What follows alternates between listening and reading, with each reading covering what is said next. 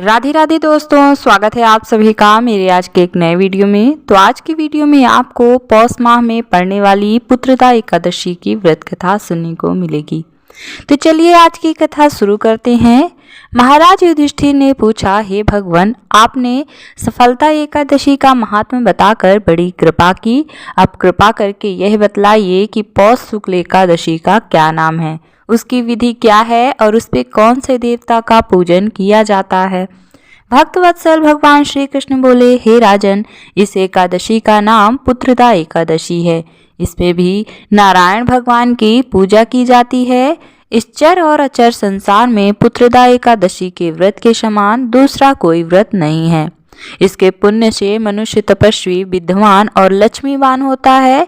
इसकी कथा मैं तुम्हें सुनाता हूँ, सो ध्यान पूर्वक सुनो। भद्रावती नामक नगरी में सुकेतुमान नाम का एक राजा राज्य करता था। उसके कोई पुत्र नहीं था। उसकी स्त्री का नाम सैव्या था।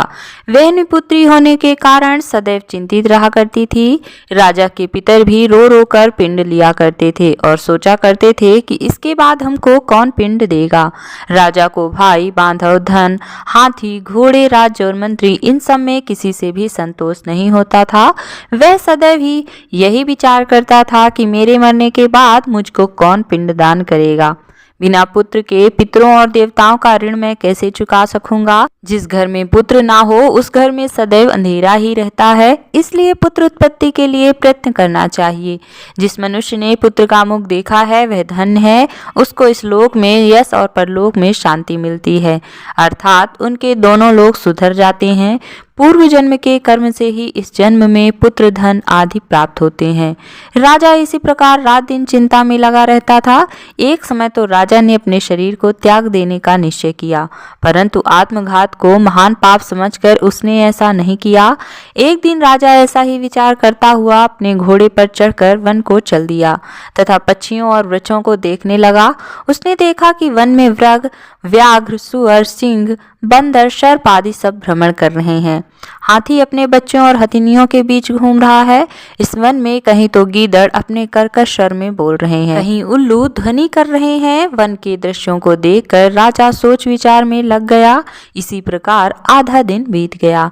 वह सोचने लगा कि मैंने कई यज्ञ किए, ब्राह्मणों को स्वादिष्ट भोजन से तृप्त किया, फिर भी मुझको दुख प्राप्त हुआ। क्यों? राजा प्यास के मारे अत्यंत दुखी हो गया और पानी की तलाश में इधर उधर फिरने लगा। थोड़ी दूरी पर राजा ने एक सरोवर देखा। उस सरोवर में कमल खिले थे तथा सारस, हंस, मगरमच्छ आदि विहार कर रहे थे। उस सरोवर के चारों तरफ मुनियों के आश्रम बने हुए थे।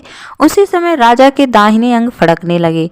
राजा शुभ सगुन समझकर घोड़े से उतरकर मुनियों को दंडवत प्रणाम करके बैठ गया। राजा को देखकर मुनियों ने कहा, हे राजन, हम तुमसे अत्यंत प्रसन्न हैं।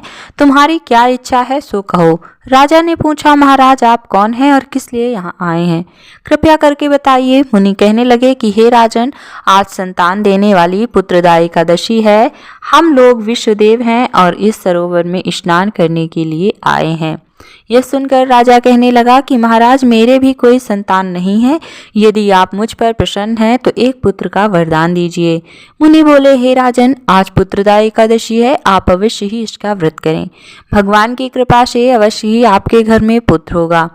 मुनि के वचनों को सुनकर राजा ने उसी दिन एकादशी का व्रत किया और द्वादशी को उसका पारण किया। इसके पश्चात मुनियों को प्रणाम करके महल में वापस आ गया। कुछ समय बीतने के बाद रानी ने गर्भ धारण किया और 9 महीने के पश्चात उनके एक पुत्र हुआ।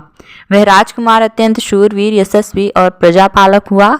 श्री कृष्ण बोले, हे राजन, पुत्र की प्राप्ति के लिए पुत्रदा एकादशी का व्रत करना चाहिए। जो मनुष्य इस महात्म को पढ़ता या सुनता है उसे अंत में स्वर्ग की प्राप्ति होती है। तो इस प्रकार से है आज की पुत्रदा एकादशी व्रत कथा। आपको कथा कैसी लगी कमेंट बॉक्स में हमें जरूर बताएं और इसी तरह की जानकारी से जुड़ी वीडियो देखने के लिए चैनल को सब्सक्राइब करना ना भूलें।